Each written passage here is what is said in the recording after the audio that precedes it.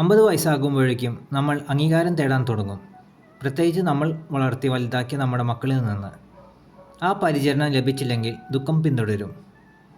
പരിഹരിക്കപ്പെടാത്ത വികാരങ്ങൾ ശാരീരിക രോഗമായി മാറിയേക്കാം. ഈ ഉദാഹരണം എടുക്കുക. 50 വയസ്സുള്ള ഒരാൾ ഒരു ദിവസം ലളിതമായ ജോലിക്ക് ശേഷം അയാൾക്ക് കഴുത്തുവേദന അനുഭവപ്പെട്ടു.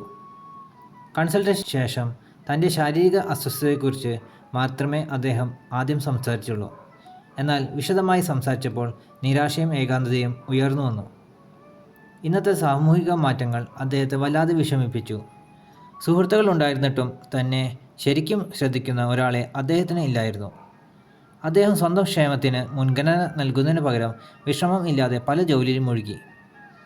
വേദന കൂടിയപ്പോൾ പരിചരിക്കുവാൻ ആളുകൾ എത്തി. ശ്രദ്ധ കിട്ടാൻ വേണ്ടി ഉപബോധ മനസ്സ് ചെയ്ത ഒരു പരിഹാരം. തൻ്റെ വികാരങ്ങളും ആരോഗ്യവും തമ്മിലുള്ള ബന്ധം മനസ്സിലാക്കിയപ്പോൾ അദ്ദേഹം കൂടുതൽ ബോധവാനായി. സ്വയം പരിപാലിക്കാൻ തുടങ്ങി. ക്രമേണ ജീവിതത്തിൽ സന്തോഷം കണ്ടെത്തി.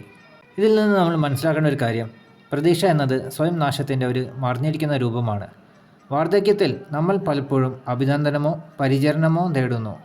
പക്ഷേ അത് നമ്മൾ പ്രതീക്ഷിച്ചതുപോലെ വന്നില്ലെങ്കിൽ അത് അറിയാതെ തന്നെ നമ്മെ ദോഷകരമായി ബാധിക്കും. അതായത് നമ്മുടെ മക്കളെ വളർത്തുമ്പോൾ സ്നേഹം തിരിച്ചു കിട്ടുമെന്ന പ്രതീക്ഷയിൽ ചെയ്യരുത്. അതുപോലെ നിങ്ങളെ തന്നെ ശ്രദ്ധിക്കുക. ജോലി ചെയ്യുന്നതിന് മുമ്പ് നേരിയൊരു സ്ട്രെച്ചിങ് നടത്തുക.